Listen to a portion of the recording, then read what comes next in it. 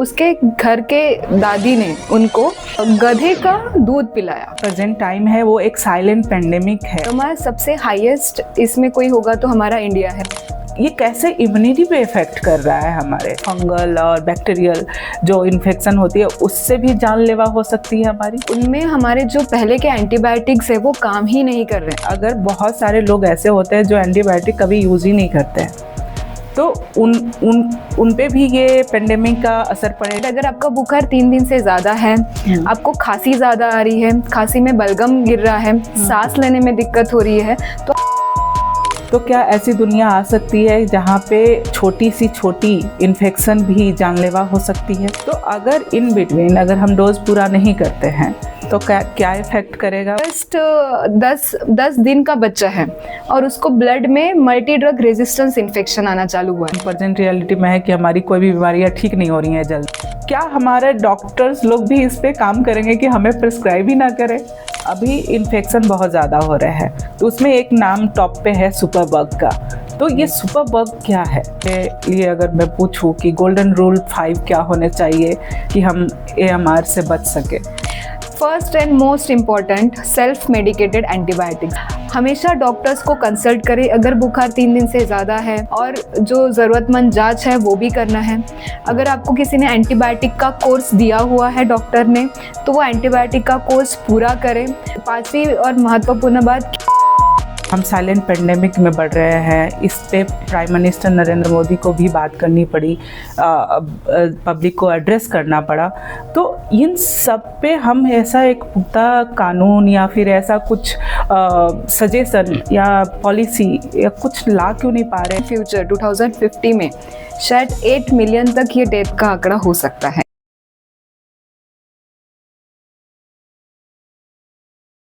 नमस्ते, मैं डॉक्टर वीना बंदा आपका स्वागत करती हूँ एक और नए पॉडकास्ट में, जहां हम बात करते हैं हेल्थ, वेलनेस और जिंदगी के इम्पोर्टेंट टॉपिक पर एक एक्सपर्ट के साथ। आज हम बात करने वाले हैं एक ऐसी हेल्थ प्रॉब्लम पे जो अभी इंडिया में साइलेंट पेंडेमिक के नाम से जाना जा रहा है, जो कि फ्यूचर में सबसे बड़ी हेल्थ इमरजेंसी बन सकती है। आज का टॉपिक है AMR, एंटी माइक्रोबियल रेजिस्टेंस, यानी दवाओं का असर खत्म हो जाना। सोचिए जरा, क्या आने वाले दिनों में ऐसी बीमारियां होंगी जो ठीक ही नहीं हो पाएंगी? क्या एक छोटी सी इन्फेक्शन भी जानलेवा बन सकती है? क्या एंटीबायोटिक जो आज हम इतनी कैजुअली ले लेते हैं, कल हमारे किसी काम की नहीं रहेगी? इतनी सीरियस इशू है कि देश के प्रधानमंत्री श्री नरेंद्र मोदी जी को भी इस पे कंसर्न जताया और क्लियरली कहा है कि एंटीबायोटिक के मिसयूज होने से फ्यूचर जनरेशन के लिए बहुत बड़ी खतरा हो सकती है। आज इसी इम्पोर्टेंट टॉपिक पर बात करने के लिए हमारे साथ मौजूद हैं डॉक्टर प्रीति, जो कि एक इन्फेक्शियस डिजीज स्पेशलिस्ट हैं, जो रोज रेसिस्टेंस इन्फेक्शन के साथ काम करती हैं और ग्राउंड रियलिटी को बहुत करीब से देखती हैं। इस एपिसोड में हम जानेंगे कि AMR होता क्या है, इंडिया में ये इतनी तेजी से क्यों बढ़ रहा है, कौन सी बीमारियां फ्यूचर में ट्रीट नहीं हो सकती है, और सबसे इम्पोर्टेंट, हम और आप AMR को कैसे रोक सकते हैं। तो अगर आप अपनी हेल्थ और बच्चों के फ्यूचर और सेफ ट्रीटमेंट के बारे में सीरियस हैं तो ये एपिसोड आपके लिए है। आप इसे लास्ट तक देखें, कमेंट में बताएं। अगर किसी भी प्रॉब्लम से जूझ रहे हेल्थ, इस चैनल को सब्सक्राइब करें ताकि आपको यहाँ पे एक एक्सपर्ट की जानकारी मिल सके। वेलकम डॉक्टर प्रीति, आपका स्वागत है हमारे न्यू पॉडकास्ट में। नमस्ते। और आज का जो टॉपिक है AMR, और ये एक शॉकिंग टॉपिक है मेरे लिए भी जानना, और हम चाहेंगे कि ये टॉपिक पे सभी लोग देखें, हर एक इंसान जानने की कोशिश करे कि AMR क्या है। तो जिस तरीके से हम एक कह सकते हैं कि जो अभी प्रेजेंट टाइम है वो एक साइलेंट पेंडेमिक है जिसमें हम अभी जी रहे हैं। हमें पता नहीं है कि हम किस बीमारी से ग्रसित होंगे और कहाँ जाके ख़त्म होगा। तो ये एग्जैजरेशन है AMR का या रियलिटी है? नहीं, ये बिल्कुल भी एग्जैजरेशन नहीं है, ना ही फिल्मी डायलॉग है। ये हमारा रियलिटी है अभी का। We are living in the present AMR silent pandemic. It is a silent pandemic, इसलिए लोग इसके बारे में ज्यादा बात नहीं करते हैं। तो AMR क्या होता है? AMR is anti microbial resistance. इसमें माइक्रोबियल में सब कुछ आता है, जैसे बैक्टीरिया, वायरस, फंगस। तो इसमें क्या होता है, हमारे पास जो भी एंटीबायोटिक्स, एंटी फंगल जो फंगस पे काम करती है, एंटीवायरल जो वायरस पे काम करती है, एंड एंटीबायोटिक्स जो बैक्टीरिया पे काम करती है, ये सारे मेडिसिन्स का उन पे काम करना कम हो गया है, यानी उस पे असर नहीं कर रहा है। जो पहले एंटीबायोटिक्स हमें बहुत अच्छे से 100% रिजल्ट और रिकवरी देते थे, अभी वो उस पे काम नहीं करते हैं। तो इसका मतलब ये नहीं है कि हमारे जो एंटीबायोटिक्स या ड्रग्स हैं वो उनका वो कमजोर होते जा रहे हैं, ना कि ये जो वायरस है, ये बैक्टीरिया फंगस है, वो ज्यादा स्मार्ट हो गए हैं। तो उसके वजह से उन्होंने वो ज्यादा स्ट्रांग हो गए हैं, इसलिए ये एंटीबायोटिक्स काम नहीं कर रहे हैं उन पे। तो ये एमआर की रियलिटी है। ज्यादातर जैसे अभी 2023 में WHO का ग्लोबल हेल्थ रिपोर्ट आया ऑन एंटी माइक्रोबियल रेजिस्टेंस, जिसमें ये कहा गया कि 4.9 मिलियन जो डेथ्स हैं वो AMR से जुड़े हुए हैं, और 1.29 बिलियन डेथ्स जो है वो डायरेक्टली AMR के वजह से हुआ है। एंड AMR सबसे हाईएस्ट इसमें कोई होगा तो हमारा इंडिया है, जिसके लिए it's not at all a proud thing for being a Indian. इसमें सबसे ज्यादा 70% जो डेथ अभी जो हो रही है, हम बोल सकते हैं कि वो AMR के वजह से है। ये इंडिया की अभी की प्रेजेंट रियलिटी है, और ये भी दर्शाया गया है कि इन फ्यूचर 2050 में शायद 8 मिलियन तक ये डेथ का आंकड़ा हो सकता है AMR के वजह से।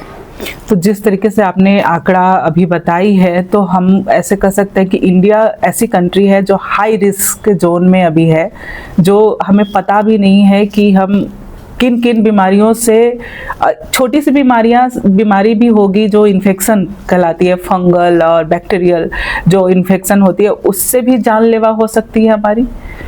हो सकती है, बिल्कुल भी हो सकती है। और अभी हम जैसे बोल रहे हैं कि अभी वो प्रेजेंट में भी हम जी रहे हैं। जैसे बीइंग इन्फेक्शन डिसीज कंसल्टेंट, मैं जब भी हॉस्पिटल में जाती हूँ, ICU के राउंड्स लेती हूँ, वार्ड्स के राउंड्स लेती हूँ, तो उनमें से 80 to 90% जो हमारे पास निमोनिया के पेशेंट्स हैं, UTI के इन्फेक्शंस के वजह से आए हुए पेशेंट्स हैं, उनमें हमारे जो पहले के एंटीबायोटिक्स है वो काम ही नहीं कर रहे हैं। हमें शुरुआत भी हायर एंटीबायोटिक्स से ही देना पड़ रहा है। तो कभी कभी कोई ऑर्गेनिज्म ऐसा होता है कि वो कोई भी एंटीबायोटिक जो हमारे पास अवेलेबल है उस पे काम नहीं करता है, जिसे हम मल्टी ड्रग रेजिस्टेंस बोलते हैं। तो ऐसे भी अभी एक ये रियलिटी है कि जो नॉर्मल UTI है उसकी वजह से पेशेंट जो है यूरोसेप्सिस में जल्दी चला जाता है, वेंटिलेटर पे चला जाता है, क्योंकि जो नॉर्मल ड्रग्स है वो काम नहीं कर रहे हैं। कुछ भी जो हमारे पास अवेलेबल है वो भी कभी कभी काम नहीं करते हैं। तो डेफिनेटली इसके वजह से मृत्यु दर भी बढ़ता है, रिकवरी नहीं होती है पेशेंट्स की, उसके वजह से उनका हॉस्पिटल स्टे भी बढ़ता है। तो ये जानलेवा है, अभी की प्रेजेंट रियलिटी में है। तो हम जो कहते हैं कि कोई भी मेडिसिन हम पे असर नहीं कर रहा है, तो ये कहीं ना कहीं AMR से जुड़ा हुआ है। बिल्कुल, मतलब हर किसी का, इंसान का ये कह रहा है कि अरे मैं तो हर टाइम बीमारी रहता हूँ, कोई भी मेडिसिन सूट ही नहीं कर रहा है। तो ये इसी से लिंक है। यस, बिल्कुल, ये AMR से ही लिंक है। तो इसके 2-3 कारण हैं। जैसे ओवर द काउंटर मेडिसिन ले लेना, एंटीबायोटिक्स, उसमें भी एंटीबायोटिक्स आप ले लेते हैं बिना डॉक्टर्स के कंसल्टेशन। जब आप फार्मेसी से डायरेक्टली एंटीबायोटिक्स लेते हैं तो आपको ये नहीं पता है कि वो कौन से इससे आपको इन्फेक्शन हुआ है, राइट? वो बैक्टीरिया की वजह से हुआ है, फंगस के वजह से हुआ है, वायरस के वजह से हुआ है। जैसे फॉर एग्जांपल आजकल आमतौर पे मेरे पास मोस्ट ऑफ द, अगर 10 में से 5 पेशेंट मैं बोलूँ तो मेरे पास ऐसे आते हैं कि हमें सर्दी खांसी हो गई है मैडम, हमने एंटीबायोटिक्स ले लिए हैं, अभी आप, हमारा बुखार तो गया नहीं है, आप हमें दूसरे एंटीबायोटिक्स दीजिए। ऐसे वो बोल के ही आते हैं हमारे OPD में। तो जनरली जो बुखार होता है, कफ कोल्ड, ये जनरली वायरल होता है। मोस्ट ऑफ द 90 to 95% ये वायरल ही होता है, और उसमें आने वाला फीवर भी वायरल होता है। तो उस पर एंटीबायोटिक्स नहीं काम करते। अगर कोई भी, जैसे आप ये बात कर लीजिए, इन्फ्लुएंजा है, आपने स्वाइन फ्लू का भी सुना ही होगा। तो ये फ्लू जो होता है ये वायरस है, तो उस पे आपके एंटीबायोटिक्स नहीं काम करेंगे। और अगर आप एंटीबायोटिक्स लेते हैं तो शायद 1-2 दिन आपको आराम होता है, बट वायरस क्या करता है उसके बाद और ज्यादा वो भारी मात्रा में आपको नुकसान करता है, क्योंकि एंटीबायोटिक्स काम नहीं कर रहा है, उसके वजह से वो ज्यादा वायरस स्ट्रांग हो रहा है। और फिर बाद में आपको ऐसा कभी कभी होता है कि हमें 2-3 दिन तो फर्क पड़ा है मैडम, बट बाद में फिर हमको फिर से बुखार आना चालू हुआ है। तो ऐसा जनरली वायरल फीवर में होता है, क्योंकि आप अननेसेसरी एंटीबायोटिक का एक्सपोजर हो रहा है उस वायरस को, तो वो ज्यादा मात्रा में आपको हानि करता है। जी, तो अगर एंटीबायोटिक, एंटीवायरल के लिए जो अलग अलग मेडिसिन है दोनों के लिए, कभी कभी हमें पता नहीं होता, हम एक ही उठा लेते हैं, वायरल के लिए भी खा लेते हैं और ये एंटीबायोटिक के लिए भी, एंटीबैक्टीरियल के लिए भी खा लेते हैं। तो ये दोनों को हम कैसे समझे कि ये एंटीबैक्टीरियल है, एंटीवायरल है, इसको हम समझ कैसे सकते हैं चीज़ें को? आप डॉक्टर को कंसल्ट करिए। Doctor is the right person जो आपको गाइड कर सकता है कि वायरस के वजह से है या बैक्टीरिया के वजह से है। जनरली क्या होता है कि जैसे आप कफ कोल्ड वायरल अगर होता है तो उसमें सीबीसी जो कंप्लीट ब्लड काउंट है उसमें से भी कुछ डॉक्टर्स को समझ में आ जाता है, कुछ ब्लड टेस्ट करने के बाद समझ में आता है। कभी कभी उसका जैसे एंटीजन टेस्टिंग हम जो बोलते हैं, स्वाइन फ्लू के लिए भी हमारे पास एंटीजन टेस्टिंग थी, कोविड के लिए भी, Covid itself is a viral infection जिसका पैंडेमिक हम सब ने ही देखा है अभी तक, तो उसमें भी वायरस एंटीवायरल ही काम किए, उस पे एंटीबायोटिक नहीं किया, तो उसके हमारे पास टेस्टिंग है। तो जब तक आप डॉक्टर को कंसल्ट नहीं करते और वो आपको जांच नहीं करता है तो उस हिसाब से वो टेस्टिंग होती है, उससे हमें पता चलता है कि ये वायरस के वजह से हुआ है या बैक्टीरिया के वजह से हुआ है। Most of the viral infection ये सेल्फ लिमिटिंग होते हैं, यानी वो खुद से 3-4 दिन में या 3 से 5 दिन में अपने आप ठीक हो जाते हैं। तो उसके लिए अलग से ज्यादा तौर तक हमें एंटीवायरल्स की जरूरत नहीं होती है। बट अगर आपका बुखार 3 दिन से ज्यादा है, आपको खांसी ज्यादा आ रही है, खांसी में बलगम गिर रहा है, सांस लेने में दिक्कत हो रही है, तो आप तुरंत डॉक्टर्स को कंसल्ट करें। तो उसके जांच से पड़ताल से हमें पता चलता है कि वो बैक्टीरियल है या वायरल है। तो जैसे जब हम छोटे हुआ करते थे तो मम्मी अक्सर कहा करती थी कि ये सर्दी खांसी है, 3-4 दिन इसका रहता है, वो ठीक हो जाएगा, इसमें मेडिसिन नहीं, बस काढ़ा बना देती हूँ, पी लो और ठीक हो जाएगा। तो हम अक्सर छोटे टाइम में यही लेते थे, लेकिन अभी जब बड़े हुए हैं, मेडिसिन बस आपके डोर के बाहर ही है तो आप ले लेते हो और खा लेते हो, कुछ भी जाके पूछ के कि ये सर्दी हुआ है, सर दर्द कर रहा है, बॉडी में पेन है, तो आप ले लेते हैं। तो मतलब अब तो ये हो गया है कि एक तरफ उनका था कि 3 दिन तक वायरल अपने आप चला जाता है, एक ये है कि हम दूसरे दिन शाम तक ही जाके मेडिसिन खा ले रहे हैं। तो इन दोनों में क्या सही था और हमें क्या करना चाहिए? तो मैं बोलूँगी कि हमारे दादी नानी जो बताते थे वो सही बताते थे पहले के ज़माने में, क्योंकि तब AMR भी नहीं था। आप देखिए, तो अभी क्या हो गया है, we are in the generation quick fix चाहिए हमें, इंस्टा रिजल्ट्स चाहिए, सब कुछ, हर चीज का सॉल्यूशंस अभी चाहिए, 10 मिनट में, 5 मिनट में। अगर मुझे बुखार सुबह आए तो शाम तक मैं ठीक हो जाना चाहिए। तो वो एक है कि हमें सब कुछ इंस्टा चाहिए होता है, तुरंत चाहिए सब रिजल्ट्स, पेशेंस नहीं है। तो इसमें दिक्कत ये हो जाती है कि जो बैक्टीरिया है वो ज्यादा स्ट्रांग हो जाते हैं, फिर लाइफ में आपको अगर इन्फेक्शन होता है तो वो रेजिस्टेंस हो जाते हैं। ये बैक्टीरिया भी ना बहुत ज्यादा स्मार्ट होते हैं। क्या करते हैं, सपोज अगर मुझे सर्दी खांसी हो गई है, मैंने जो नॉर्मली लोग एजिथ्रोमाइसिन एंटीबायोटिक्स ले लेते हैं फार्मेसी से, वो उन्होंने ले ली, तो हमें लगता है कि मैंने एक ही बार तो एजिथ्रोमाइसिन ले ली है, मुझे लाइफ में अभी कुछ प्रॉब्लम तो नहीं होनी चाहिए, उसका रेजिस्टेंस कैसे होगा। तो क्या होता है, ये जो बैक्टीरिया होते हैं ना वो बहुत स्मार्ट होते हैं। जैसे हम ब्लूटूथ से कैसे फाइल ट्रांसफर करते हैं, तो ये जो बैक्टीरिया होते हैं वो अपने रेजिस्टेंस जीन दूसरे बैक्टीरिया को ट्रांसफर करते हैं, और उनके अलग अलग मेथड है कि ये रेजिस्टेंस बढ़ कैसे रहा है। जैसे हम बोलते हैं कि हर कम्युनिटी में, हॉस्पिटल्स में ये AMR बढ़ बहुत रहा है जी। हम बोलते हैं कि मैंने एजिथ्रोमाइसिन ले ली थी, अभी मुझे पेट का अगर तकलीफ है तो वो उस पे तो मैंने नहीं लिए कोई भी एंटीबायोटिक, फिर काम क्यों नहीं कर रहे वो एंटीबायोटिक उसके लिए। तो इसका कारण ये है कि जो भी बैक्टीरिया होते हैं वो अपने रेजिस्टेंस जीन ट्रांसफर करते हैं ब्लूटूथ की तरह। कुछ जो बैक्टीरिया होते हैं वो अपने सराउंडिंग में वॉल क्रिएट कर लेते हैं कि नहीं, अभी दूसरा अगर कोई एंटीबायोटिक्स आएगा तो उस पे मैं प्रोटेक्शन शील्ड बना लूंगा। तो ऐसे अलग अलग मेथड से म्यूटेशंस होते हैं इन बैक्टीरियो में, वो अपना खुद का जेनेटिक मटेरियल चेंज करते हैं।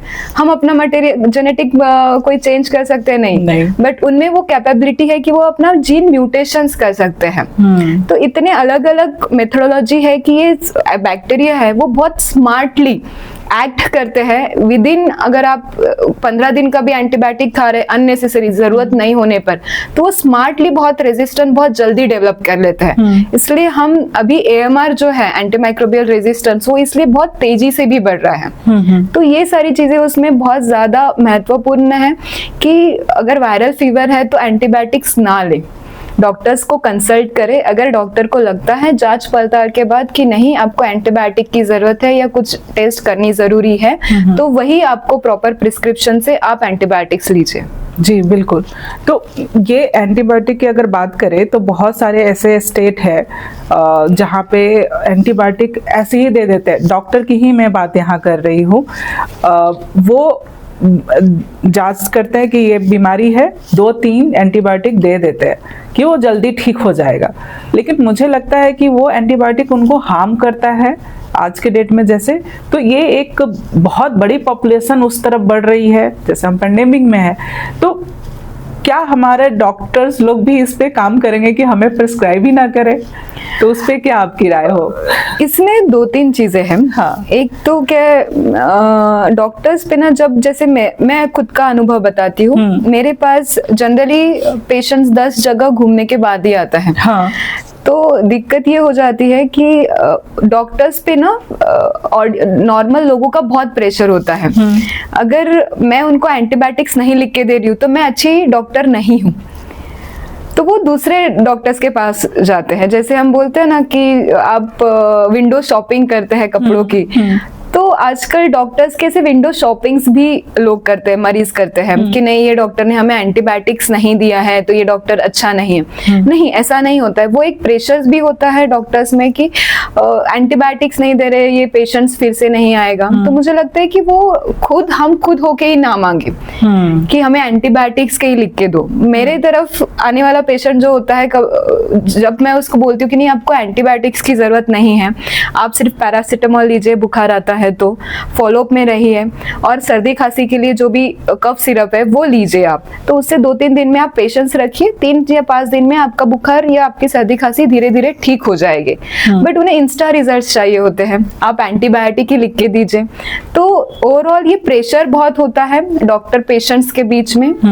दूसरी मैं बात बोलूंगी कि कोई कोई जगह पे टेस्टिंग्स अवेलेबल नहीं होती है। जैसे हम बहुत ही ग्रामीण भाग की बात करें तो वहां पे अभी भी लैब सुविधा अवेलेबल नहीं है उनके पास कि कोई टेस्ट किया जाए। उनके नॉर्मल कहीं कहीं पे तो ब्लड टेस्ट भी नहीं होते हैं। तो ऐसे जगहों पे वो लैब टेस्ट, हॉस्पिटल इंफ्रास्ट्रक्चर अच्छे से बिल्ड करना वो एक इम्पॉर्टेंट है कि जैसे हम बोलते हैं एडमिनिस्ट्रेटिव लेवल पे हॉस्पिटल्स का इंफ्रास्ट्रक्चर ठीक करना, लैब अच्छे से अवेलेबल करवाना, ब्लड टेस्ट, बेसिक जो ब्लड टेस्ट है वो लोगों के लिए अवेलेबल करना। तो ये सारी चीजें बहुत महत्वपूर्ण आती है उसमें ओवरऑल, क्योंकि इसमें वो हम जो बोलते हैं WHO का वन हेल्थ अप्रोच जी, तो उसमें एक ही इंसान सिर्फ डॉक्टर ही रिस्पॉन्सिबल है नहीं, सिर्फ हमारे सामान्य कॉमन लोग ही रिस्पॉन्सिबल है नहीं, सिर्फ हमारे जो पॉलिटिशियंस हैं वो ही रिस्पॉन्सिबल है नहीं। तो overall it is a combined responsibility. AMR हमें यही सिखाता है कि हमें सबको साथ में लेके सबकी रिस्पॉन्सिबिलिटी समझ के हमें फाइट करनी है। हर किसी के इंडिविजुअल लेवल पे हमसे जो होता है, जैसे मुझे अगर सर्दी खांसी बुखार आता है तो मैं जाके खुद होके एंटीबायोटिक नहीं लूंगी, ये मैं पर्सनल लेवल पे कर सकती हूँ। डॉक्टर्स लेवल पे ये हो सकता है कि मैं अगर उसे वायरल फीवर है तो मैं एंटीबायोटिक ना दूं, मैं अवॉइड करूं, मैं उसके लैब टेस्ट करूं, मैं उससे अच्छे से गाइड करूं। हॉस्पिटल लेवल पे ये हो सकता है, ये होना चाहिए कि एंटी माइक्रोबियल स्टीवर्डशिप जो हम बोलते हैं वो इम्प्लीमेंट करें। हॉस्पिटल्स के कुछ पॉलिसीज होते हैं, एंटी माइक्रोबियल प्रिस्क्रिप्शंस पॉलिसी, वो स्ट्रिक्टली फॉलो करें। पॉलिसी एक एडमिनिस्ट्रेटिव लेवल पे होता है कि अगर फार्मेसी में कोई विदाउट प्रिस्क्रिप्शंस मेडिसिन एंटीबायोटिक्स मांगता है तो वो फार्मासिस्ट ना दे उसे, बिना प्रिस्क्रिप्शंस के ना दे। उसके लिए स्ट्रिक्ट रूल आए कि विदाउट प्रिस्क्रिप्शन किसी को भी एंटीबायोटिक नहीं जाएगा। तो ये एक मल्टी लेवल पे डिसिप्लिनरी अप्रोच की बहुत जरूरत है इसके लिए। तो क्या ऐसी दुनिया आ सकती है जहाँ पे छोटी सी छोटी इन्फेक्शन भी जानलेवा हो सकती है? आपको पता है ऐसी दुनिया थी 1940 में जब शायद वर्ल्ड वॉर भी चल रहा था, उस वक्त में बहुत सारे लोग नॉर्मल अगर बुखार होता है तो बहुत जल्दी मीन्स मरते थे। कोई भी नॉर्मल कट लग गया है, पैरों में भी कट लग गया है तो गैंग्रीन होके सेप्सिस में जाके लोग मर रहे थे। उस टाइम पे वर्ल्ड वॉर में सोल्जर्स जो है जो गोलियों से बचते थे तो वो इन्फेक्शंस के वजह से उनकी डेथ होती थी। उस वक्त में 1928 में जब अलेक्जेंडर फ्लेमिंग हमारे जो साइंटिस्ट थे, उन्होंने पेनिसिलिन नाम का एंटीबायोटिक्स डिस्कवर किया था, जो पूरे मास प्रोडक्शन में जब ये एक क्राइसिस आया था हमारे पास 1940 में, तो उस टाइम पे ये मास प्रोडक्शन हुआ और पेनिसिलिन ये ड्रग जो है वो लोगों तक दिया गया और उससे वो एंटीबायोटिक से लोग बहुत जल्दी ठीक होने लगे। उनके इन्फेक्शन बहुत जल्द, फीवर ठीक होने लगा, कोई भी वुंड कट है या कोई भी जख्म है वो जल्दी ठीक होने लगे। ये सबसे गोल्डन एरा माना जाता है हमारे मेडिकल फ्रेटर्निटी का। And it is the most सबसे बड़ा आविष्कार, हम जो बोलते हैं कि मेडिकल साइंस में सबसे बड़ा आविष्कार माना जाता है, क्योंकि ये फर्स्ट एंटीबायोटिक डिस्कवर्ड हुआ था। एक मैजिकल ड्रग, वंडर ड्रग भी हम इसे बोलते थे। बट उस टाइम पे भी हमारे अलेक्जेंडर फ्लेमिंग साइंटिस्ट ने बोला था कि अगर इस एंटीबायोटिक का मिसयूज हुआ या ओवर यूज हुआ तो ये एंटीबायोटिक काम करना बंद कर देंगे। वही सिचुएशन आज भी है। आज पेनिसिलिन आप देखिए कोई काम नहीं करता है। उसके बाद हायर एंटीबायोटिक्स डेवलप हुए, कार्बापेनेम्स डेवलप हुए, फिर बड़े बड़े एंटीबायोटिक्स भी हमारे पास है, वो भी काम नहीं करते हैं अभी। तो वो दुनिया थी पहले, फिर हमने मिसयूज किया एंटीबायोटिक का, ओवर यूज किया और हम फिर से वही सिचुएशंस में हैं। तो ये हमारा अभी का प्रेजेंट रियलिटी है कि जिसमें हम जी रहे हैं अभी। तो हम प्रेजेंट रियलिटी में है कि हमारी कोई भी बीमारियां ठीक नहीं हो रही हैं जल्दी से और रिपीट में आ रही है। तो इसके प्रिकॉशन लेने के लिए हमें क्या करना चाहिए, हम इससे बच कैसे सकते हैं?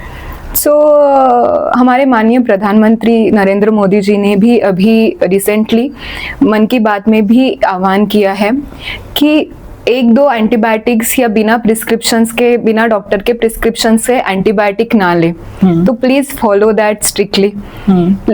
एंटीबायोटिक्स या ये जो मेडिसिन है ये हमारे लाइफ सेविंग ड्रग्स हैं, जिसका हम योग्य टाइम पे अगर इस्तेमाल करते हैं तो वो हमारे लाइफ सेव कर सकते हैं। बट अगर उसका ओवर यूज या मिसयूज होता है तो वो लाइफ थ्रेटनिंग भी बन सकता है हमारे लिए।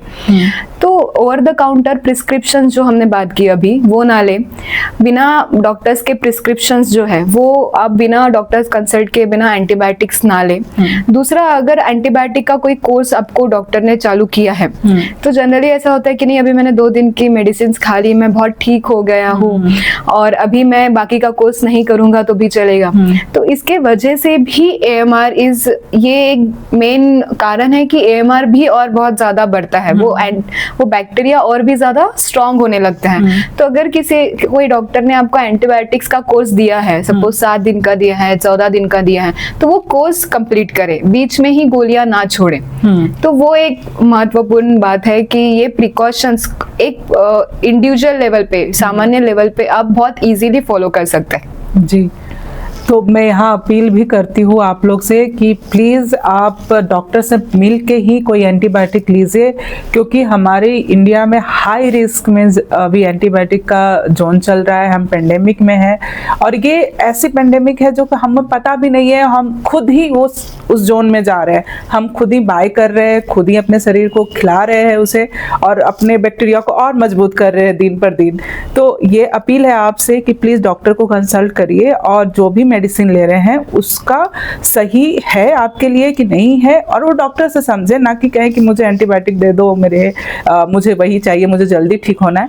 जल्दी ठीक किस लिए होना है? फ्यूचर के लिए कि फ्यूचर में बीमार पड़नी है? तो ये सारी चीज़ें आपको देखनी होगी और डॉक्टर ही आपके बेहतर आपके जांच करेगा और फिर उसके बाद ही आपको दे सकते हैं मेडिसिन, तो वो सही रहेगा। आपने इसमें एक चीज़ बहुत अच्छे से नोटिसेबल की है कि हमें डोज पूरी करनी है। कुछ भी हमें एंटीबायोटिक मिलती है उसका डोज 3 डेज, 7 डेज या 10 डेज का है, हमें पूरा करना है।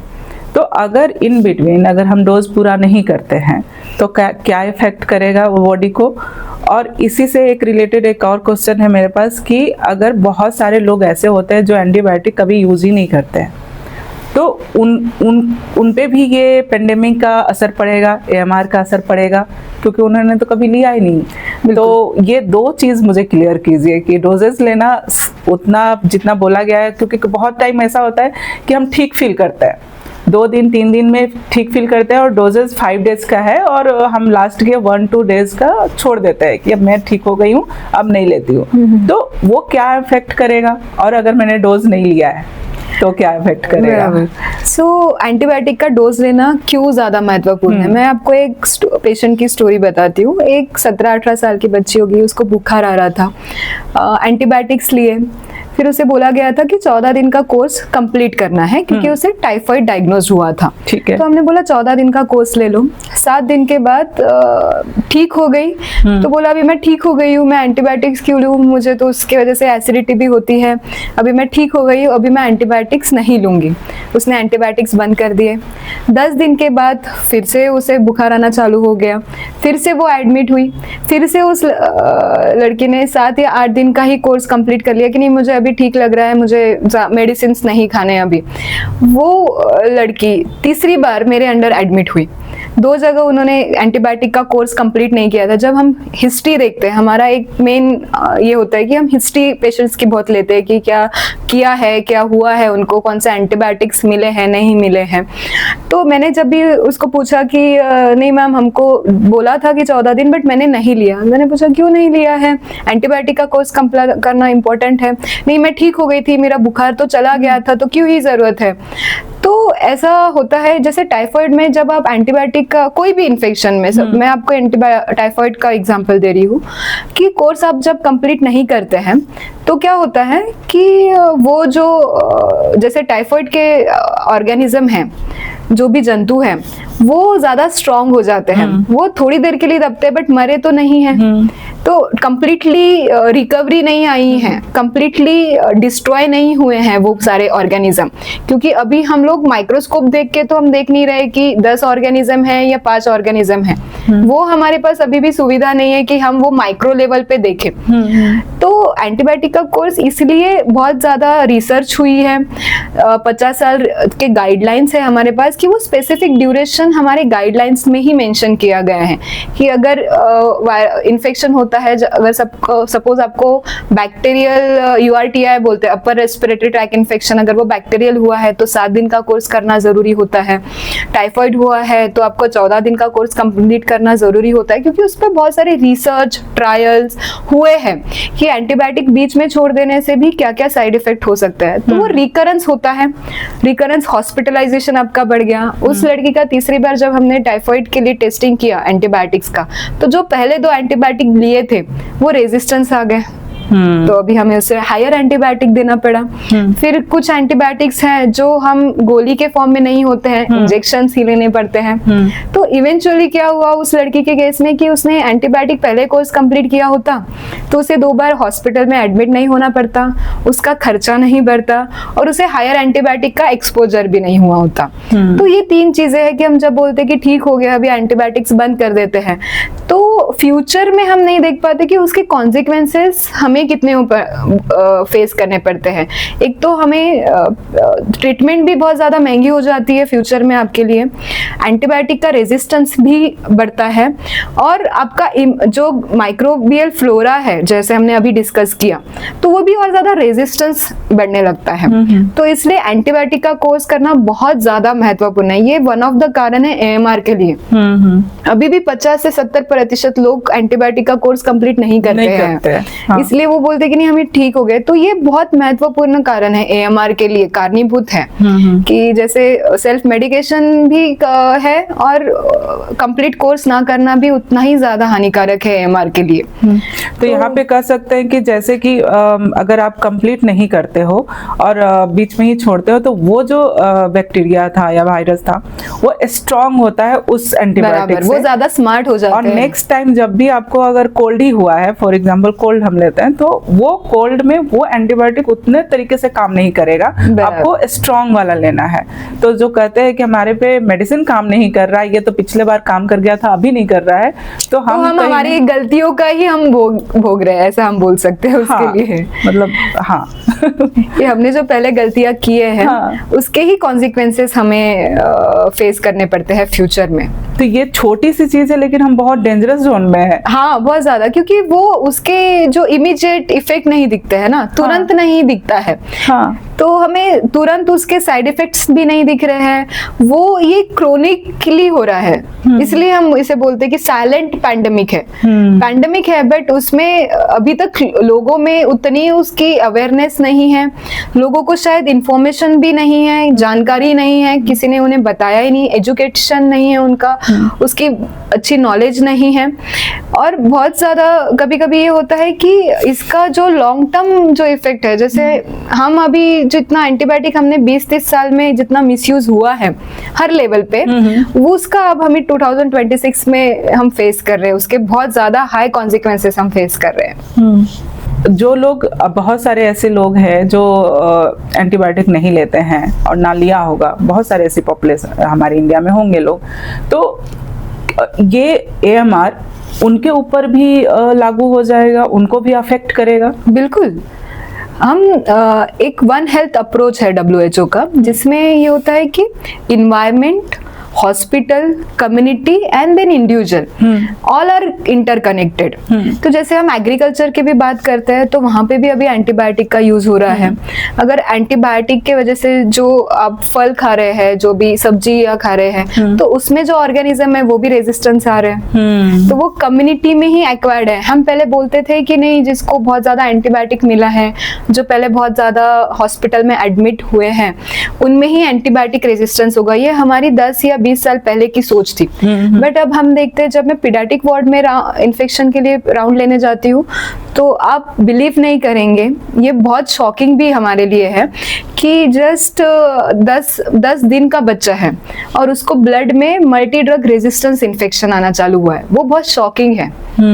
तो अभी तो वो बच्चा तो अभी पैदा हुआ है, तो उसे क्यों इतना मल्टी ड्रग रेजिस्टेंस इन्फेक्शन होगा, बट वो हो रहा है। ये रियलिटी है जो हम अभी बहुत ज्यादा हॉस्पिटल, हमारे प्रैक्टिस में मैं बहुत ज्यादा फेस भी कर रही हूँ कि ऐसा नहीं है कि मैंने एंटीबायोटिक्स नहीं लिए है तो मुझे उसका इफेक्ट नहीं होगा, क्योंकि हम इस एक ही इकोसिस्टम का पार्ट है। Human are the part of this ecosystem. तो अगर इन्वायरमेंट में भी, अगर मल्टीपल, एग्रीकल्चर में बोलो या फार्मिंग में बोलो, फार्मिंग में भी बहुत ज्यादा एंटीबायोटिक यूज होता है। एंटीबायोटिक कोटेड हमारे फ्रूट्स आते हैं, सब्जियां आती है, फार्मिंग का तरीका बदल चुका है। एंटी फंगल्स वहां पे भी बहुत ज्यादा मात्रा में यूज हो रहा है, इसलिए एंटी फंगल में भी रेजिस्टेंस डेवलप हो गया है। तो हम कम्युनिटी का पार्ट है, इसलिए वो कम्युनिटी में भी रेजिस्टेंस बढ़ रहा है। इसलिए अगर आप एंटीबायोटिक लिए हो, नहीं लिए हो, तो भी आपको वो AMR अफेक्ट करता है। तो ये एक जैसे WHO का वन हेल्थ अप्रोच है, तो हमें ये सिर्फ हॉस्पिटल, पेशेंट, फार्मेसी लेवल पे नहीं, तो एग्रीकल्चर लेवल पे भी, फार्मिंग लेवल पे भी हमें काम करना बहुत जरूरी है कि एंटीबायोटिक का यूज सिर्फ हॉस्पिटल में या डॉक्टर में ही नहीं, बल्कि एग्रीकल्चर में भी उसका यूज ना हो एंटीबायोटिक का, जहाँ पे जरूरत नहीं है।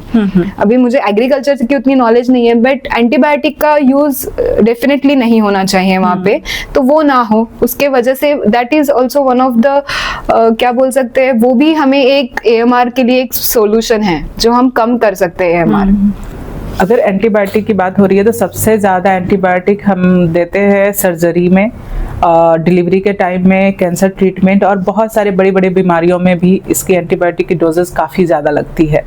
तो आने वाले टाइम में ये कैसे अफेक्ट करेगा इन बीमारियों पे? जनरली जैसे डिलीवरीज होती है, नॉर्मल लाइफ सेविंग सर्जरीज होती है, ऑर्गन ट्रांसप्लांट होते हैं, तो उसमें हमारे गाइडलाइंस के थ्रू एक सर्जिकल प्रोफाइलैक्सिस एंटीबायोटिक जो देना बहुत ज़रूरी होता है। तो उस हिसाब से उन्होंने कुछ स्पेसिफिक एंटीबायोटिक्स बताए गए हैं, वो हमें देना होता है। कोई भी सर्जरी करना होता है इसीलिए। बट इस AMR के वजह से अभी ये हो रहा है कि ये एंटीबायोटिक्स भी काम नहीं कर रहे हैं, तो उन्हें हायर एंटीबायोटिक्स ही देना पड़ रहा है। आप एक बार सोचिए कि अगर ये जो लाइफ सेविंग सर्जरी है उसमें जो ये एंटीबायोटिक्स 24 घंटे पहले जो देना ज़रूरी होती है, अगर वो काम नहीं कर रहे हैं तो ये जो लाइफ सेविंग सर्जरीज है वो भी लाइफ थ्रेटनिंग हो जाएगी। क्योंकि हमारे पास तो लिमिटेड एंटीबायोटिक्स है, नए एंटीबायोटिक्स आएंगे, नए ड्रग्स आएंगे जो अभी नए नए आ रहे हैं, वो बनाने में भी वक्त जाता है। कोई भी जैसे पेनिसिलिन ड्रग 1928 में डिस्कवर हुआ था, बट वो लोगों तक 1940 में आया। 10-15 साल गए लोगों तक वो एंटीबायोटिक पहुंचने के लिए। तो वैसे ही अभी भी है, अभी नए नए एंटीबायोटिक्स का आविष्कार हो रहा है, नए एंटीबायोटिक्स के ट्रायल्स चल रहे हैं, बट तब तक तो ये लाइफ सेविंग सर्जरी ज़रूरी है। तो इसीलिए एएमआर इतना ज़्यादा सोचना, उसे प्रिवेंट करना और उसके लिए स्ट्रिक्टली प्रिकॉशन जो बोलिए या हमें जो भी मेजर्स, हमें स्टेप्स लेने, वो इतने ज़्यादा ज़रूरी है कि उसका इम्पैक्ट जो है वो एक घर से लेके तो एक पूरे समाज से लेके पूरे देश तक हो रहा है। ऐसा नहीं है कि वो एक समाज तक लिमिट है, एक इंसान तक या एक घर तक, वो पूरे आपके देश में भी वो हर लेवल पे अफेक्ट कर रहा है। तो इसीलिए एएमआर के हमने जो बात की कि जो एंटीबायोटिक का मिसयूज है वो नहीं करना है, नहीं तो जो लाइफ सेविंग सर्जरी है वो लाइफ थ्रेटनिंग हो जाएगी। जी बिल्कुल। अभी इन्फेक्शन बहुत ज़्यादा हो रहा है तो उसमें एक नाम टॉप पे है सुपर बग का, तो ये सुपर बग क्या है? यस, सुपर बग, एक मैं छोटी स्टोरी बताती हूँ आपको कहाँ से वो सुपर बग ये नाम आया और क्यों बहुत why everyone scare of the super bug और क्यों इतना डरना भी बहुत ज़रूरी है उसके लिए। तो 2008 या 9 के अराउंड एक स्वीडिश पेशेंट इंडिया में दिल्ली में हॉस्पिटल में सिर्फ यूटीआई की वजह से एडमिट हुआ था। उसे नॉर्मल एंटीबायोटिक दिए गए जो भी ज़रूरी थी, बट जो हमारे पास हायर एंटीबायोटिक्स थे वो भी काम नहीं कर रहे थे। फिर उस टाइम पे उनका ब्लड सैंपल और यूरिन सैंपल से जो भी ऑर्गेनिज्म हमें मिला था वो हमने टेस्टिंग के लिए, सीक्वेंसिंग के लिए भेजा, जेनेटिक सीक्वेंसिंग जो बोलते हैं उसके लिए भेजा। तो उससे हमें एक पता चला कि वो एक नया इंजाइम प्रोटेक्शंस, खुद को प्रोटेक्ट करने के लिए एंटीबायोटिक के खिलाफ एक नया इंजाइम्स उसने प्रोड्यूस करना चालू किया है। उसका नाम, वो फर्स्ट दिल्ली में इन्वेंट हुआ इसलिए और इंडिया में हुआ इसलिए उसका नाम न्यू दिल्ली मेटालोबिटालैक्टमेज, एनडीएम, ऐसा उसका इन्वेंशन हुआ उस टाइम पे। और 2008-9 में वो इन्वेंट हुआ और बहुत जल्दी वो पूरे दुनिया भर में भी फैला। तो ये सुपर बग्स जो है, जैसे मैंने बोला कि एनडीएम प्रोड्यूसिंग ऑर्गेनिज्म जो है, जो भी माइक्रो ऑर्गेनिज्म है जिसके वजह से हमें यूटीआई इन्फेक्शंस होते हैं, निमोनिया होते हैं, तो इस पे हमारे पास कोई भी एंटीबायोटिक्स काम बिल्कुल नहीं करते हैं। कोई भी नहीं, जो हायर एंटीबायोटिक्स थे वो भी काम करना बंद कर देते हैं। तो ये सुपर बग्स होते हैं जहाँ पे मल्टी ड्रग रेजिस्टेंस हम जो बोलते हैं MDR, तो बहुत सारे अलग अलग क्लास के जो ड्रग्स है वो भी काम करना बंद करते हैं, इसलिए हमें फिर 2-3 कॉम्बिनेशन ड्रग्स उसको देने पड़ रहे हैं। तो इसके वजह से जो अगर नॉर्मल इन्फेक्शन यूटीआई है तो यूटीआई तो आप भी समझ पा रहे हैं कि सिंपल इन्फेक्शन है, ठीक होने वाला इन्फेक्शन है, तो उस पे इन्फेक्शन पे काम नहीं कर रहा है because super bugs are producing, they are more resistance. तो इसलिए ये ज्यादा, और नॉर्मल इन्फेक्शंस जल्दी ही सीवियर इन्फेक्शन में टर्न्स हो रहे हैं, हमारे एंटीबायोटिक्स ही उस पे काम नहीं कर रहे हैं। तो सुपर बग बहुत ज्यादा ही डेंजरस है फॉर हेल्थ, फॉर रिकवरी, और उसके वजह से मृत्यु दर भी बढ़ता है। हॉस्पिटल पेशेंट्स के एंटीबायोटिक, जब एक पेशेंट्स को एक एंटीबायोटिक नहीं काम कर रहा है तो 2-3 अलग अलग एंटीबायोटिक्स देने पड़ रहे हैं हमें, तो उसका कॉस्ट पे भी इफेक्ट होता है, आपका एक्सपेंसेस भी, हॉस्पिटल पे भी एक्सपेंसेस ज्यादा बढ़ता है। तो ओवरऑल ये जो है ये बहुत ज़्यादा ही मैं बोल सकती हूँ कि भीषण समस्या है अभी फ़िलहाल के लिए, जिसमें नए ड्रग्स ट्रायल चल रहे हैं। कुछ ड्रग्स हैं हमारे पास जो काम करते हैं, कुछ ड्रग्स है किसी सिचुएशन में काम नहीं करते हैं। तो ये बहुत ज़्यादा जानलेवा है सुपर बग्स। जी, अगर हम बात करें होम रेमेडीज़, इंडिया में एक पहले से चलता आ रहा है कि होम रेमेडीज़ पहले ट्राई करो, कुछ भी हुआ पहले ये कर लो, मतलब आप फ़ोन पे घर से मैसेज आ जाता है कि अरे ये हुआ है ये कर लो। एक होम रेमेडीज़ वर्सेस एंटीबायोटिक अगर करें हम बात, तो कौन सा अभी के टाइम में अगर आपका सजेशन हो कि पहले हमें क्या ट्राई करना चाहिए और इसमें कैसे हम समझे कैसे कि हमें क्या किस तरफ जाएं और हमें जल्दी राहत मिलेगी? सो होम रेमेडीज में भी दो चीज़ें हैं। हाँ, कुछ होम रेमेडीज है जो सच में काम करती है, जैसे कि बुखार अगर आ रहा है बहुत ज़्यादा, जैसे बच्चों में बुखार जब आता है तो बहुत तेज़ होता है उनमें, क्योंकि उनकी इम्यूनिटी डेवलप नहीं होती है। तो ठंडे पानी की जो हम पट्टी रखना बोलते हैं, या उसका पूरा शरीर बार बार ठंडे पानी की पट्टी से धोना, वो बहुत ज़्यादा ज़रूरी है। उसके वजह से बुखार बहुत जल्दी कम हो जाता है। दूसरा, अगर सर्दी खांसी हो रही है तो घर पे वाफ लेना, जो हम स्टीम इनहेलेशन बोलते हैं, वो लेना, वो ज्यादा इम्पोर्टेंट है। तीसरा, शायद आई थिंक आपको भी आपके दादी ने, नानी ने हल्दी का दूध जी बोला होगा। तो हल्दी itself it has a natural antioxidant therapy, so बहुत ज्यादा इसकी थेरेपेटिक वैल्यू है। तो हल्दी का दूध वो भी उससे हानिकारक नहीं है। होम रेमेडीज में आप ये सब करिए। बट हाँ, अगर बुखार 3 दिन से कम नहीं हो रहा है, सर्दी खांसी बढ़ रही है, तो पहले डॉक्टर को जाके कंसल्ट करें। दूसरा, मैं एक बताना चाहती हूँ कि होम रेमेडी में मिथ भी बहुत है, बहुत गलत होम रेमेडीज भी फॉलो किए जाती है। जैसे जस्ट 3-4 दिन पहले मैंने एक पीडियाट्रिक वार्ड में पेशेंट देखा कि एक आई थिंक 7 या 8 साल का बच्चा होगा। वो प्रीटर्म था, इसीलिए, यानी प्रीटर्म बर्थ था उन बच्चे का, बाकी नॉर्मल डेवलपमेंट हुआ है। 8 साल में उसको अभी जस्ट 1-2 महीने पहले बुखार आया था और सर्दी खांसी हो रही थी। तो उसके घर के दादी ने उनको गधे का दूध पिलाया। ओके, ये होता है। हाँ। और तो ये जो होम रेमेडीज है, जो अभी भी कहीं कहीं जगहों पे बहुत ट्रेडिशनल जो हम होम रेमेडीज बोलते हैं, अंधश्रद्धा बोलते हैं कहीं किसी इसमें, तो ये ना करें। आज वो पेशेंट्स बहुत 1 महीने से फीवर के वजह से एडमिट हुआ है और उसको एक भारी मात्रा में अलग एंटीबैक्टीरियल इन्फेक्शन बैठा है उसके वजह से।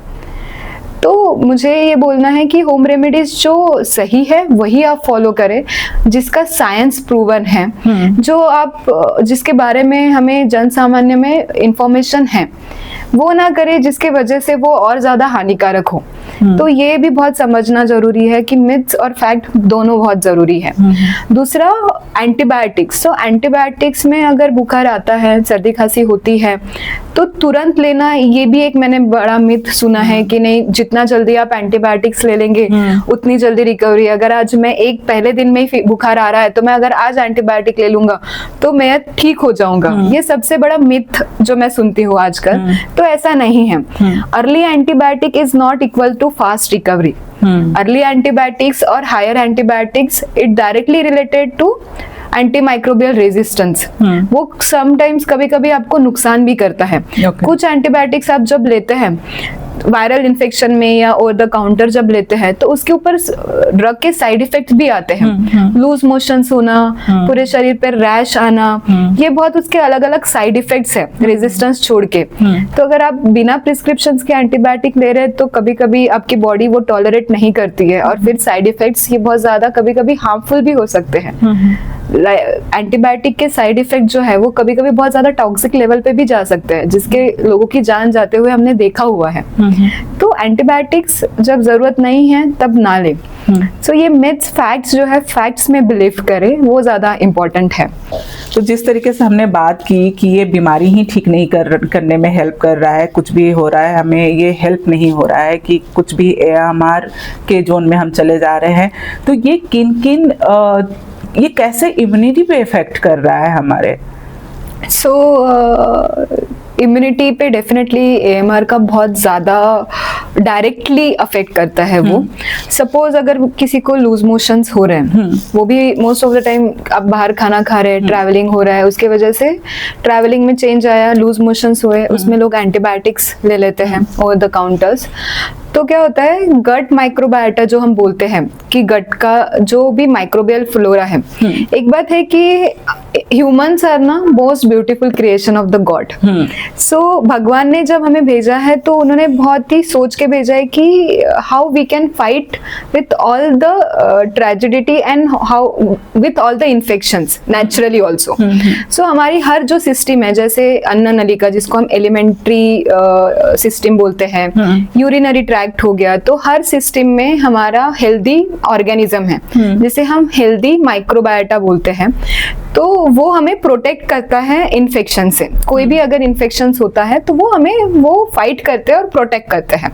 तो सपोज हमने जैसे बोला कि अगर आप ओवर द काउंटर एंटीबायोटिक्स ले रहे हैं, जब जरूरत नहीं है तब आप ड्रग्स ले रहे हैं, तो वो क्या करता है, वो हमारे जो हेल्दी ऑर्गेनिजम्स हैं जो गट में है, एलिमेंट्री सिस्टम में है या रेस्पिरेटरी सिस्टम में है, तो जो ये हेल्दी ऑर्गेनिज्म है जो हमारे लिए बहुत जरूरी है, हमारी इम्यूनिटी प्रिजर्व करने के लिए जरूरी है, तो वो मर जाते हैं, वो खत्म हो जाते हैं, या कभी कभी वो रेजिस्टेंस भी बन जाते हैं। क्योंकि जैसे मैंने बोला कि रेजिस्टेंस, वो एक रेजिस्टेंस दूसरा ऑर्गेनिज्म को भी ट्रांसफर होता है। हेल्दी ऑर्गेनिज्म अगर आपके माइक्रो ऑर्गेनिज्म डिस्ट्रॉय हो रहे हैं, प्रेजेंट नहीं है, तो आपको बहुत रिकरेंट इन्फेक्शंस होते हैं। तो ये उसका बहुत साइड इफेक्ट हो जाता है कि एमआर आपका इम्यूनिटी वीकन कर देता है। हेल्दी गट नहीं है आपका, हेल्दी रेस्पिरेटरी सिस्टम नहीं है, उस पर ऑर्गेनिज्म फाइट करने वाले हेल्दी माइक्रो ऑर्गेनिजम्स नहीं है, तो आपको रिकरेंट इन्फेक्शंस होना चालू हो जाता है, आपकी इम्यूनिटी वीक होती है उसकी वजह से। इसलिए वो डायरेक्टली अफेक्ट करता है एंटीबायोटिक का मिसयूज करना। वो तुरंत नहीं दिखता है आपको, जैसे हम बोलते हैं ना कि मैंने तो आज 5 दिन का कोर्स कर लिया है, अभी थोड़ा मुझे कुछ साइड इफेक्ट हुआ है, तो वो ये क्रोनिक चेंजेस होते हैं। ऐसा नहीं है कि मैंने 1 डोज एंटीबायोटिक का खा लिया, मेरा गट अभी खराब हो जाएगा। वो जब आप कंसिस्टेंटली और रिकरेंटली वो चीजें करते हैं तो लॉन्ग टर्म में आपका इम्यूनिटी बहुत डिस्टर्ब हो जाता है। फिर आपको 2 साल के बाद, 5 साल के बाद जो भी इन्फेक्शन होगा वो सीवियर फॉर्म में हो जाता है, क्योंकि आपकी ऑलरेडी इम्यूनिटी वीक हो चुकी है, आपके पास हेल्दी ऑर्गेनिज्म ही नहीं है जो आपको प्रोटेक्ट करेंगे। तो इसके वजह से इम्यूनिटी पे बहुत ज्यादा डायरेक्टली लॉन्ग टर्म में बहुत ही बुरी तरीके से वो असर करता है। अगर मैं ऐसे देखूं कि एक डायबिटिक पेशेंट है, उसको अगर देखे जाए तो इम्यूनिटी ऑलरेडी लो होता है, राइट? तो जैसे कि उसको कट लगा तो ठीक नहीं होगा, कुछ बीमारी हुई तो जल्दी ठीक नहीं होता है, और डायबिटीज के साथ साथ बहुत सारी बीमारियां उनके साथ आती है। तो अगर हम AMR की बात करें तो डायबिटिक जैसे क्या क्या बीमारी और किन किन लोगों को ये ज्यादा अफेक्ट कर रहा है? ये बहुत ही महत्वपूर्ण सवाल है। इसमें जो भी है, डायबिटिक डेफिनेटली एक हम बोलते हैं कि एक इम्यूनो कॉम्प्रोमाइज स्टेट है, जिनकी ऑलरेडी इम्यूनिटी डाउन हो गई है, क्योंकि शुगर जो है वो इन इन्फेक्शन के लिए फूड होता है। तो अगर फूड मिल रहा है तो वो इन्फेक्शन बहुत जल्दी फास्ट ग्रो हो जाता है। इसलिए हम बोलते हैं कि जिनको डायबिटिक है, शुगर स्ट्रिक्टली कंट्रोल में रखना बहुत जरूरी है, नहीं तो उनको बार बार इन्फेक्शंस होते रहते हैं। तो डायबिटिक में इम्यूनिटी वीक होती है। वैसे ही अगर किसी पेशेंट्स को हार्ट की बीमारी है, बीपी है, किसी को जैसे आर्थराइटिस है, तो आर्थराइटिस भी उसमें होता है कि आपकी इम्यूनिटी डाउन हो जाती है, ये सारी है। और किसी को जेनेटिक डिसऑर्डर्स है, किसी को ब्लड रिलेटेड कुछ बीमारियां है, जैसे हम बोलते हैं कि थैलेसीमिया है, या किसी को ब्लड कैंसर है। इवन कैंसर पेशेंट्स जिनकी ऑलरेडी कीमो के वजह से या उनको कैंसर के वजह से उनकी इम्यूनिटी डाउन हो जाती है, for that sake organ transplant जिनका ट्रांसप्लांट हुआ है, वो पेशेंट्स। तो ये जो पेशेंट्स है अलग अलग, ये बहुत ज्यादा रिस्क पे होते हैं, क्योंकि उनकी इम्यूनिटी ऑलरेडी कॉम्प्रोमाइज होती है, आइदर उनके बीमारी की वजह से या उनको जो ट्रीटमेंट चल रही है मेडिसिन उसके वजह से। तो उनमें इन्फेक्शंस के बहुत जल्दी रिकरेंस साइन हो जाते हैं। तो ऐसे पेशेंट्स में, और उसके साथ जिनका एज मोर देन 65 है, जिनको बीमारी नहीं है बट जिनका उम्र 65 के अबाउ है, उनकी भी इम्यूनिटी उम्र के साथ वीक होते जाती है। तो उन्हें भी जल्दी, हम जब बोलते हैं कि बुढ़ापे में कोई भी इन्फेक्शन होता है तो तुरंत दिखाना चाहिए, क्योंकि वो बहुत सीवियर फॉर्म में जल्दी रूपांतर हो जाता है। तो ऐसे पेशेंट्स में 2 हम चीजें बताते हैं कि एक जो महत्वपूर्ण है कि जैसे बच्चों में वैक्सीनेशंस होते हैं, वैसे ही एडल्ट लोगों में भी वैक्सीनेशंस होता है, जो इन इन्फेक्शंस को प्रिवेंट करते हैं। जैसे निमोनिया हुआ, फ्लू का वैक्सीन भी है, आपने सुना होगा कि स्वाइन फ्लू आया, उसके बाद इन्फ्लुएंजा आया, उसके बाद वैक्सीन भी आई, कोविड की भी वैक्सीन आई हमारे पास, निमोनिया के वैक्सीन बहुत अच्छे हमारे पास है। तो जनरली ये जो एडल्ट वैक्सीनेशन है वो बहुत इंपॉर्टेंट रोल प्ले करता है आपके इन्फेक्शंस प्रिवेंट करने में। तो जिनको ये सारी बीमारी जैसे हमने बात की, डायबिटिक्स है, बीपी है, कोई हार्ट की बीमारी है, कैंसर की ट्रीटमेंट ले ले रहे हैं, या ट्रांसप्लांट हुआ है किसी का, या किसी की भी उम्र मोर देन 65 है, और किसी को पहले हिस्ट्री है कि उनको निमोनिया हुआ है या बार बार हॉस्पिटलाइज होना पड़ रहा है फॉर कुछ रीजन के वजह से, तो वो जरूर डॉक्टर्स को कंसल्ट करें। उनके लिए एडल्ट वैक्सीनेशन ये बहुत ही ज्यादा हेल्पफुल है। जैसे हम बच्चों में वैक्सीन करवाते हैं वैसे एडल्ट भी वैक्सीनेशन है, ये भी लोगों तक अभी तक पता नहीं है कि वैक्सीनेशन से भी आप बहुत सारे इन्फेक्शंस प्रिवेंट कर सकते हैं। कम फॉर्म में आपको वो होगा, अगर होता भी है तो भी वो सीवियर फॉर्म में नहीं होता है। ये वैक्सीन का बहुत ज्यादा बेटर एडवांटेज है।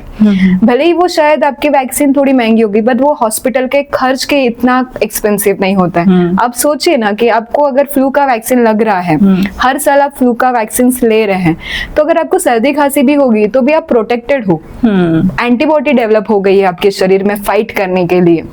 तो वो बहुत ज्यादा इंपॉर्टेंट है कि ये सारी चीजें करना।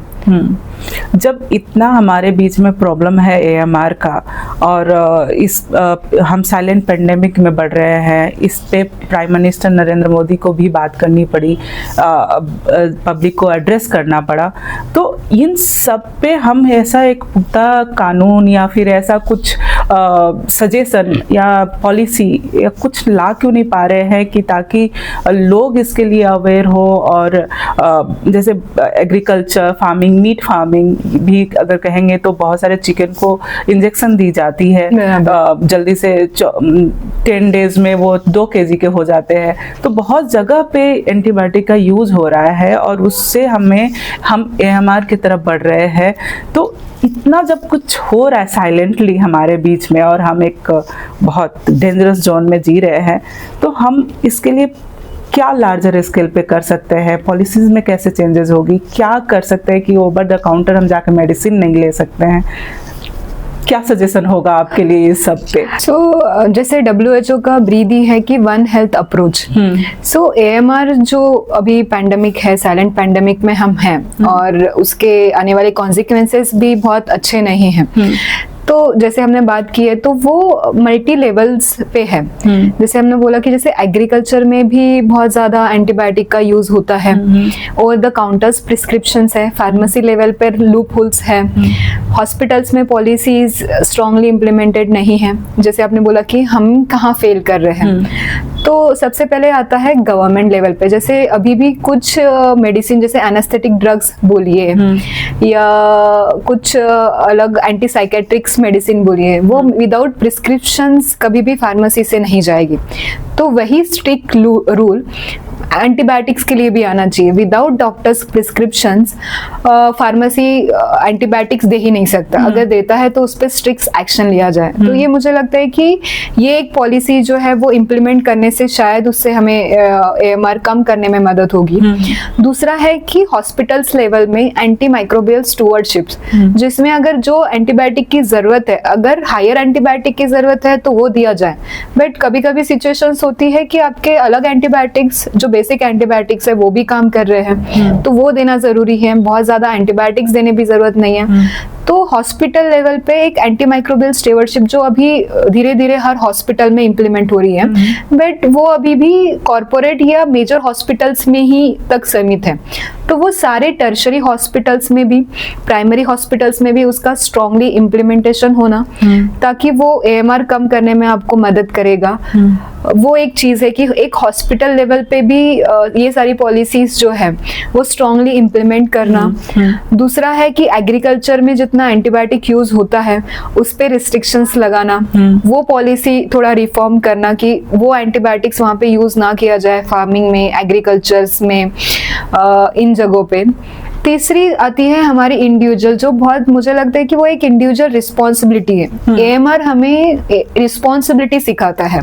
अगर नए ड्रग्स आते हैं जो लाइफ सेविंग ड्रग्स है, तो AMR हमें रिस्पॉन्सिबिलिटी भी सिखा रहा है towards our society, towards our health care system.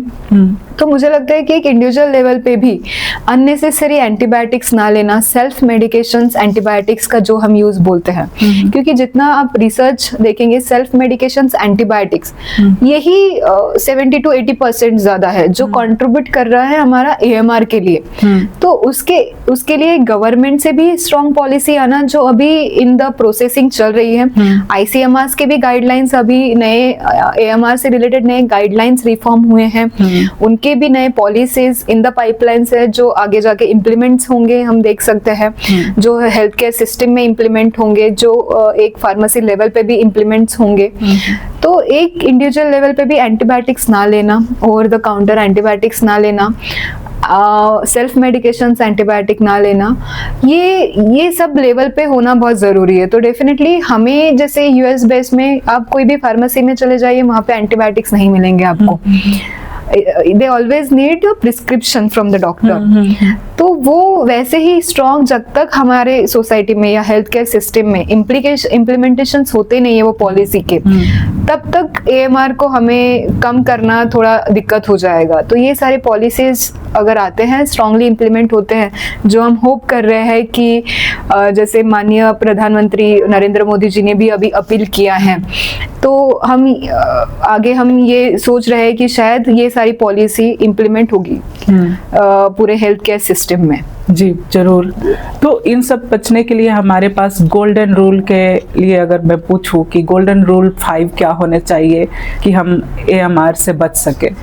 So 5 golden rule जिससे आप AMR से हम कम कर सकते हैं या बच सकते हैं।